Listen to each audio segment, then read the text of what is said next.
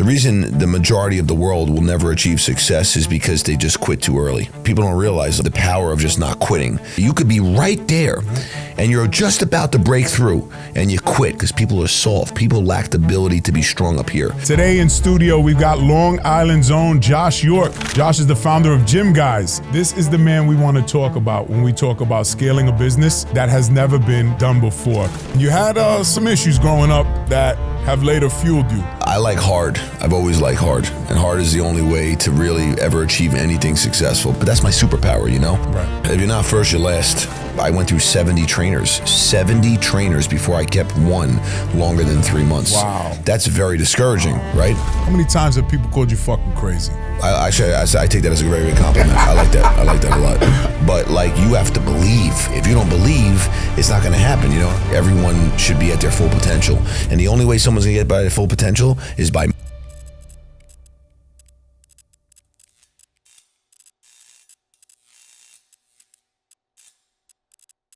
Welcome to another episode of the Real Mentors Podcast. I'm your host, Sean Martin. Today in studio, we've got Long Island's own Josh York. Josh is the founder of GymGuyz. You may have seen those trucks all over Long Island and beyond. Josh has taken his GymGuyz brand from a kitchen or dining room table, if I'm not mistaken, to being nationwide and possibly even worldwide.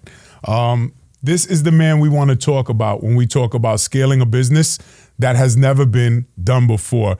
He's literally a category creator in this space and a Long Island's own. So I just want to welcome you to the show today, Josh. Thank you, man. Appreciate you having me on. Thank you for coming out. And also thank you to our mutual colleague and friend, Mr. Ken Jocelyn, who made this possible through what he does best, which is connecting like-minded individuals. Great guy, Ken. Let's start with that. I mean, I'm guessing if you met Ken, then faith is a pretty big part of your life.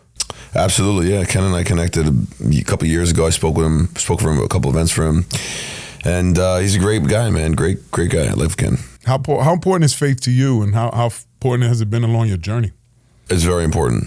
Definitely very important. You know, everything comes down to believing. If you don't believe, then you're never going to achieve. You know, you gotta believe. Is that something you always had as a kid, or something you developed and strengthened? I'd say not as a kid. It's gotten more as I've gotten older. It's gotten, stronger. So let's talk about it. You grew up here in Long Island, which I know. What part exactly? I grew up in New Hyde Park. And you had some issues growing up that have later fueled you. Would you mind diving into some of the things that you experienced? Yeah, just, I like hard. I've always liked hard, and hard is the only way to really ever achieve anything successful. But yeah, life for me growing up was not great, right? Everyone gets their cards dealt, and mine were just not great cards. But you got to always be positive about the situation. You can't look at situations as oh man, this has happened to me. And, I can't stand that type of stuff. But I didn't have a great life. I didn't have great parents growing up, and it is what it is. But I found my way, and I always been able to stay positive. Like never touched a drug, never smoke. I've never actually even been drunk. Never drank wine, never drank beer, like clean as a whistle. And but I was just always different. Like growing up, I was just always different. Like I always had to be first, and my energy was always unmatched. And I never really knew that I was special, until I started getting older and started noticing certain things with other people, and they would just kind of turn me off, and I'd be like, yeah, I guess, but that's my superpower, Right. And I always knew I had it. No one else knew I had it. Other people didn't think I had it, and I could go on and on. Or all the people who've laughed at me over the years, And today we operate over 3,000 cities. We're in 7 countries, 32 states, and we're just getting started. Who's laughing now, people? So, I love it. I'm sitting here with you, and I go off energy, and I can feel it. Like if I'm around you, I gotta level up because your energy, you can feel it, and you can't see it through the camera, but you can definitely feel it in the studio. What are some of the driving forces behind that hunger and that motivation? If you're not first, you're last. That's it. Everything I do is number one. Like everything, I just always, I don't know. It's like, I guess it's a little bit having to do with the struggle and growing up and having lots of challenges and, I never had good direction, I never had someone who really, was able to guide me, except one person who was the closest person in the world to me is my grandfather. Obviously passed away a long time ago, but that's my guy right there. And I know he's always watching over me because I could tell you some of the craziest things happen sometimes. But why is that? What are your grandfather? What are some of the lasting lessons? What are some of the things you can just point You to know, he immediately. would, so he got me. I'm a big hockey guy, right? And I play ice hockey. I'm into hockey. I still play it to this day. And, he used to take me to like a lot of New York Islander games. And just like little things, he would, I always say good leaders create other good leaders. He wouldn't like always say, he would just lead, and I watch. Like, like we go to the game, and he was friends with like one of the ushers. He always get him a cup of coffee. He'd always get him a snack. He'd talk to him. He'd always shake his hand. Always make eye contact. Like, I used to pay attention to a lot of those things. And things like that. Just like little things here and there you pick up on. And if I didn't have him, the things would have been very different. Yeah, it's just that one person. You just need one. And I'm guessing he believed in you too, and there was some of that. Yeah, from him that maybe you weren't getting from the other places you should have. Is that something that you're more intentional, with your children about? Oh yeah, listen, my kids. There's no softies in my house, man. Like none of this soft nonsense with my kids. No, my kids are driven. They've stocked the vending machines in my building. They understand money. They understand everything. They are very, very sharp and super street smart, because street smarts is the number one most important thing if you want to get anywhere in life, and that's very, very important. Everyone's constantly always pushing like the books and the books and the books. I could show you my grades throughout school, and I could show you what we've done and where we are today, and you wouldn't think it's possible. But like, everyone has a different ability to learn, right? Everyone learns differently. What happens in school is teachers teach one certain way, and that's it. And some people it doesn't flow. No, it doesn't. And people like look at that like in a manner of like, oh man, this a horrible student, or they're not smart. But everyone's smart. Everyone just has different types of smarts. That's it. Yeah, and street smarts has been the one thing that I've actually had to shift my mind, because it's just that shit will only take you so far. But if you can integrate now the business and the rules. So what's that look like for you? You started GymGuyz back in 2008. Did you just basically freestyle your way through all the mistakes before you figured it out? So, yeah, well, the goal was always, here's the thing. You can't start a business or start anything great without a vision. Okay. Number one thing is you need a vision, and that vision needs to be clear. And as you develop and build a team, everyone on that team has to be clear with that vision. That's number one. Number two, as you grow and scale, you're going to fail all the time. And it's the most important thing. Like, losses are lessons, and you need to learn from those losses.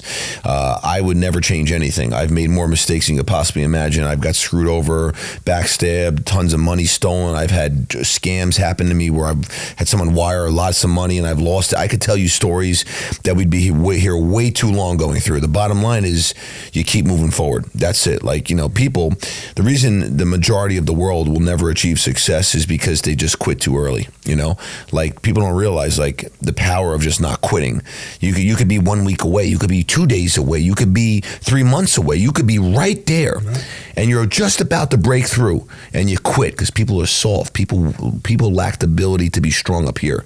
This is the number one most important thing. If you don't have your mindset, you have nothing. I would honestly say business and life is probably about 90% mindset. It's funny because when I coach, it was originally the mindset money method, and money mindset method is more catchy, but I decided to switch it to money mindset method, because if I want to reach people, I've got to attract them, and money attracts them first. But the minute they get in the door, guess what? I tell them the same thing. If you don't straighten out your mindset, this money will never be coming your way. It just won't. You'll find a way to piss it away. And I speak from firsthand experience.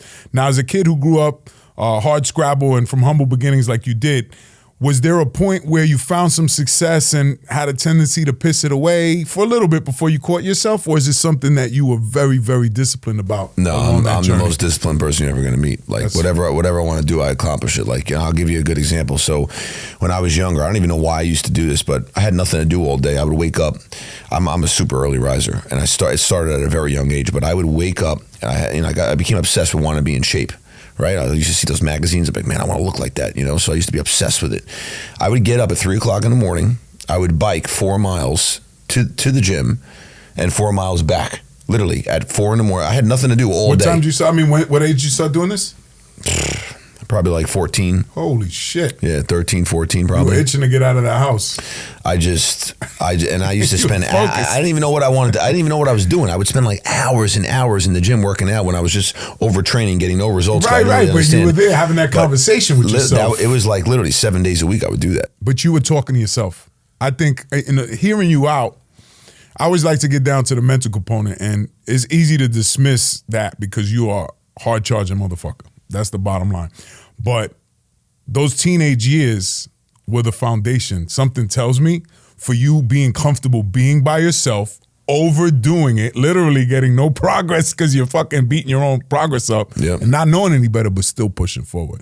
And you said something great, which was the quitting is the only difference and people don't realize it. Tell us about GymGuyz. Tell us about your reach and tell us about some of the ways that you were able to overcome what I know to be the most obvious challenge of scaling a business like that. And it's the reliability on the human being.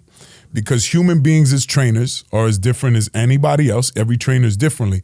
So to fit them into a system as opposed to a product or a generic service, this is something with a lot of moving parts. How the fuck did you figure out how to scale a personal training business? Because no one else has been able to do this but you. So this is fascinating to me because I only know my experience with trainers that I've worked with. Yep. Well, it's really not that complicated, you know. It's creating a good culture, which is number one, right? Creating great systems and processes. Like you have to have great systems, you have to have great operations manuals in place, and you have to really create a system that works, you know. So I had to perfect the business for many, many years. You know, about 7 years I perfected the business before I even started franchising. Then we started franchising in 2014, you know, and obviously we've taken off like crazy now and continuing to take off like crazy. But it comes down to the fact that, you know, you're going to go through a lot of people. Like you're going to have a lot of problems. Like I went through 70 trainers before I kept one longer than 3 months. That's very discouraging, right? Pretty much 99.999% of people would have quit after the first 3 or 4, right? But like you have to believe. If you don't believe, it's not going to happen, you know. And I had every single, you know, person laughing at me, telling me you should open a gym. This is never going to work.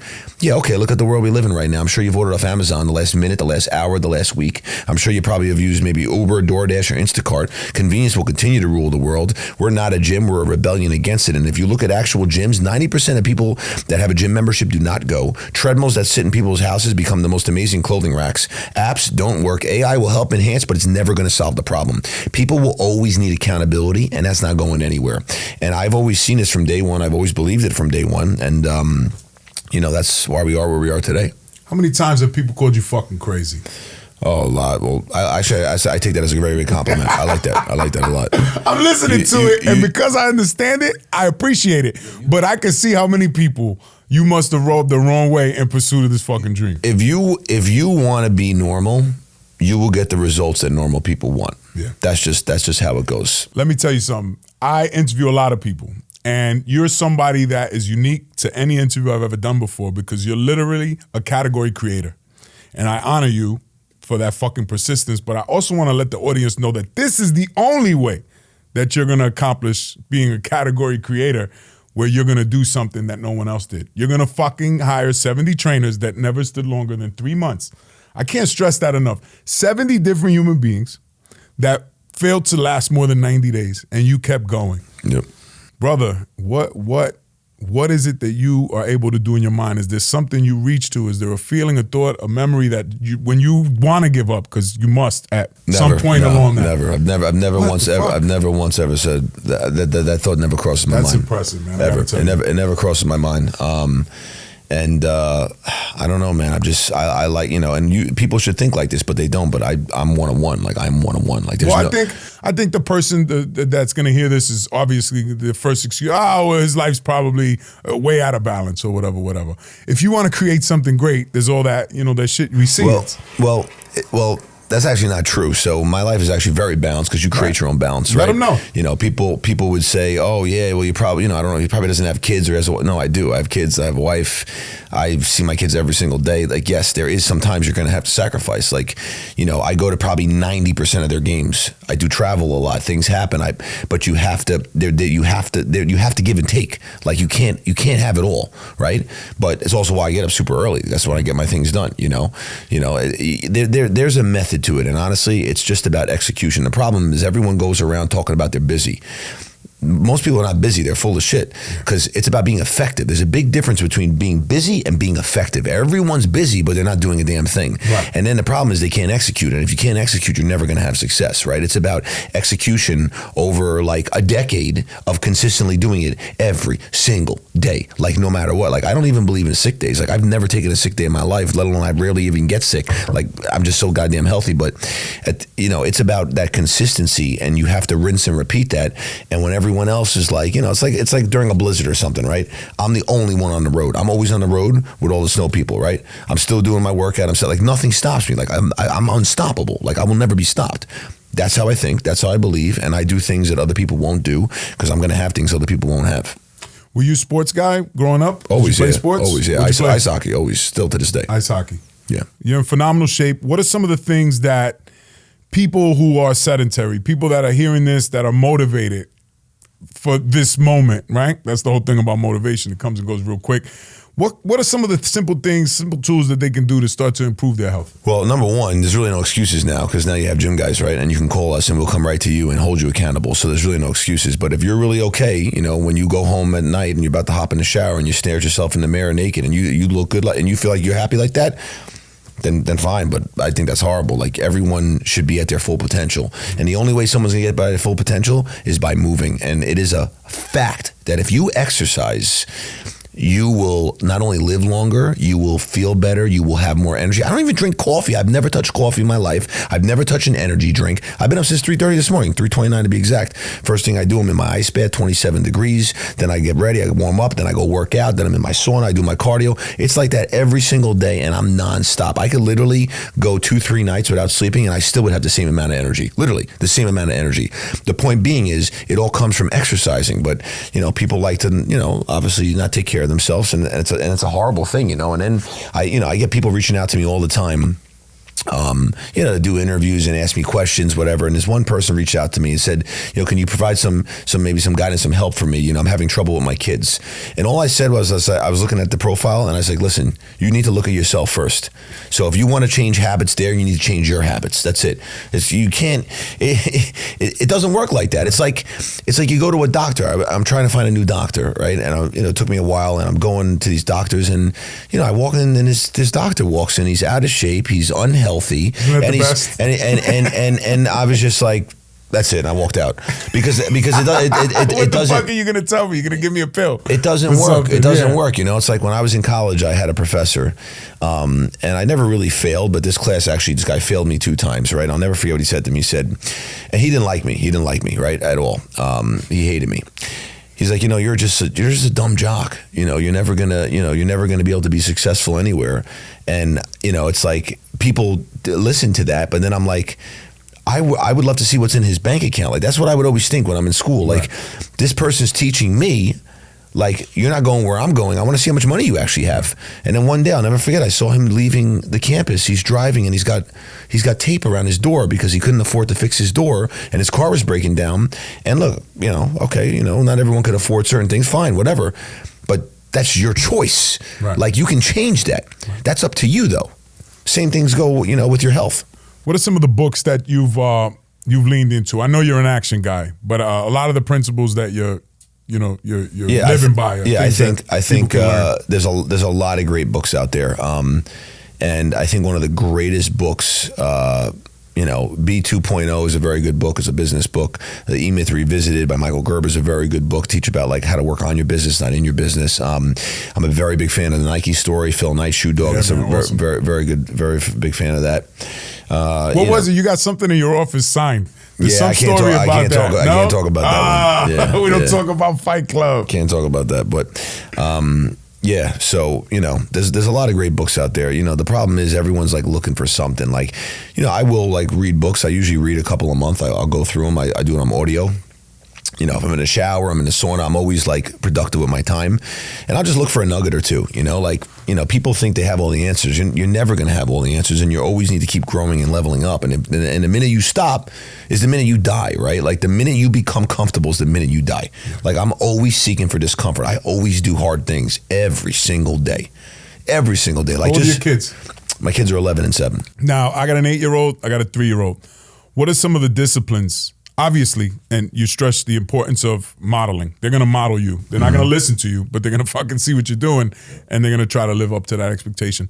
You've already conquered that by, not having that and then providing that. What are some of the things that I can do? I'm a type A guy. I'm admittedly not as hard charging as you are, but I know that the better that I am, the more that I become the guy I'm supposed to be, the better father I'll be as well. You just got to step your game up. That's it. Like if you met my kids, you'd be like, my God, their energy's unbelievable. Because that's how we roll. Like that's, even like when if I'm going shopping with them, right? We got to be number one. Let's go. And they know. If we're not. What the fuck is number one when you're shopping? We're the first one in, the first one out of the store.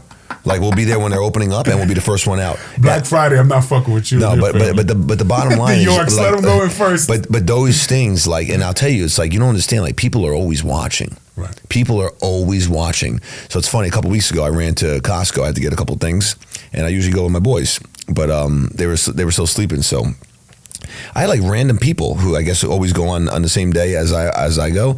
We're like, oh, we're your boys. I was like, they're actually sleeping in it. Like we always see you guys in and out. Like you guys, you get the job done. I'm like, that's how we roll. But like those type of things, that's how you lead and create good leaders, And you got to have good energy. I don't sit on the couch. I don't even watch TV. People are like, you watch Netflix? I've never watched Netflix in my life. Fuck, man, I got to step my shit up. But it's true. That's wasted time. Well, listen. It's not. Listen, it is, brother. It is. Don't backtrack. Yeah, watching Netflix is wasting time. Listen, if you enjoy it, fine, but don't complain. It still don't mean, correct. Yeah, but don't complain. Don't complain if the things that you want in your life are not coming to fruition, but you're watching 2 shows a night. So you can have one, but you can't have the other. When I say there has to be sacrifice, you got to pick what you want to do. Like I don't play video games. My kids don't. We don't even own a video thing in my house, like PlayStation. We don't do any of that crap. We're just play. We play sports. We're moving, and that's it. We're always on an adventure. Always. What sports are your kids playing right now? Oh, hockey, of course, because they follow me. Yeah. So, but football in there? Nah, they like football. We'll play, but like not like competitively. Just playing around. They play. Yeah, they'll play competitively. They play competitive hockey, but like like we went on a hike last week, but like we go on a hike. Like hours. Oh yeah, like we were doing it for like 2.5 hours. We must have been Where do you go? Because Long Island sucks for hikes. Cold Spring Harbor Trail is great. Is it? Yeah, I've never been. It's very good. It's very good. I like Kings Park Bluff, but it's too short. Yeah, no. If you can do like 18 miles. If you can start on like Jericho Turnpike and go all the way through and end up. Yeah, it's new hiking gauge. It's good. When we lived in the city, we were close to the Catskills. There's some nice ones up there, but now it's a fucking 2 hour. But we'll throw vests on. 20-pound vests. I get lighter ones for the boy, and we move. But like that's how you level up. And then you got to set those habits, man. You got to teach, and it's like, all right, what do we do now? All right, we're not getting donuts after our hike. We're going to get some protein, right? Because we got to get protein to build our muscles. Like these type of things are how you teach. Yeah. Well, by example, going back to GymGuyz and scaling it, 2008 to 2014, was it? Mm-hmm. That you decided to finally go nationwide. What's that process look like?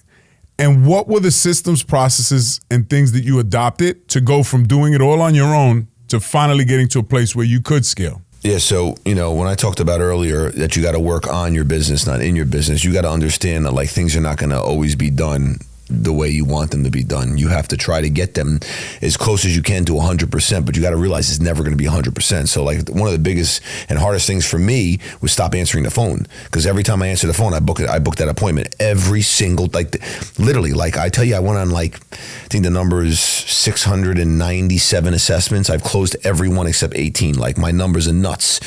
But I knew it wasn't going to be like that. And I had to really put systems in place to make sure the processes would really work, where we can, do a really good conversion and be as high as possible and closest to 100%. But you have to realize, like, you can't be doing everything. Like, if you're wearing every single hat, you're never going anywhere. Like, you have to build a team, and you have to understand where your strengths are, and you have to delegate your weaknesses. And if you don't delegate your weaknesses and bring in other people who are smarter than you, right? Because that's really what the key is, right? Like, I'm very smart in certain areas, but there's certain areas I'm not. Right. And I'm not going to spend and waste time putting energy into learning that, because, it's good to be a generalist and to understand and know things, but it's also understanding time management and where your time should be best used. Yeah, there's a great book by a buddy of mine called Buy Back Your Time, Dan Martell. Really good, which speaks to that. Don't hire to fill a position, hire to buy back your time, so that you can go and do the thing you're best at. Correct. So you're fucking great at closing because you have this passion, but what's the realization that, like, I can't do this because I can't be closing all these deals, and the realization that the sales reps, no matter how good, are never going to be able to sell at that capacity? Yeah, well, honestly, just like I'm talking about, like leading and teaching your kids, like you got to just train. And I would have people attached to my hip, and you don't realize how many times I've gotten screwed over. Like I put like months and months into working somebody, and boom, they quit. Right, and then I have to do it all over again. Like there's a lot of, like, that feeling when you get bad news and you get that anxiety feeling and your stomach drops. Like I've become years ago numb to that feeling. I'm just numb to that feeling. Like it's just part of it. Like I could walk outside and God forbid there could be some type of accident. Let's say someone smashed my truck. I wouldn't even care. Like, all right, smash my truck. What's the solution moving forward? Yeah, that's it. I don't need but back in the day, I'd be like, oh my God, what am I gonna do? So like anything, it's reps. It is. It's reps, but you got to understand too. Like you got to really create a good process where it's scalable, where you can go back and teach someone without having to constantly have the human component involved at all times, because you can't. It's not scalable to keep spending time yourself doing that over and over and over again, right? You got to get someone who's good, make sure they're happy, instill that good culture, and when they last, then you start creating systems around that. So if they do leave, you have backup. How's AI affecting your systems right now? How are you using it? AI is great, man. It's great. It's absolutely incredible. We've implemented it in so many different areas. Like, for example, in marketing, we've built a whole entire algorithm into our methodologies of how we train and how we create programming. And, let's say we're dealing with a woman who's injured and has spinal stenosis and has all types of issues.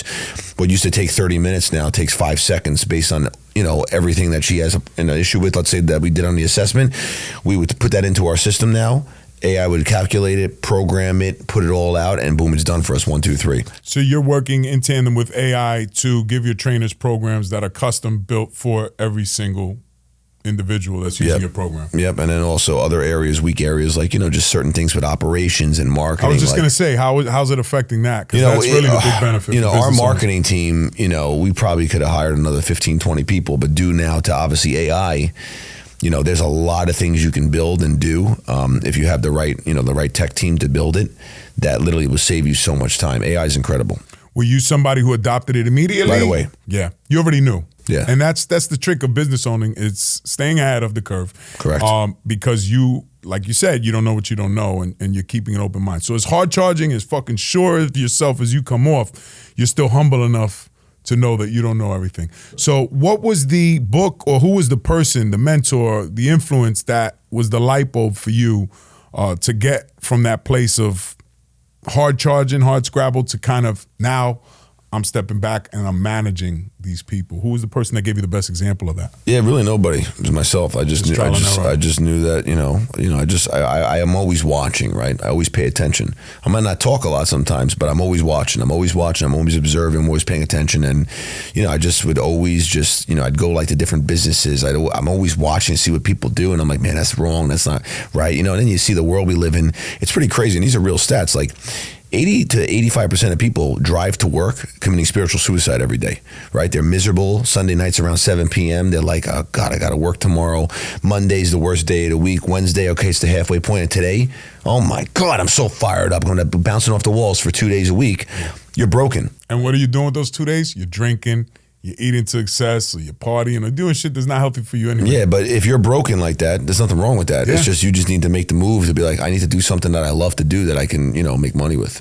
Do you have any personal success stories along the way, training-wise, that someone was able to transform from the person we just described to somebody that they knew that it could always be?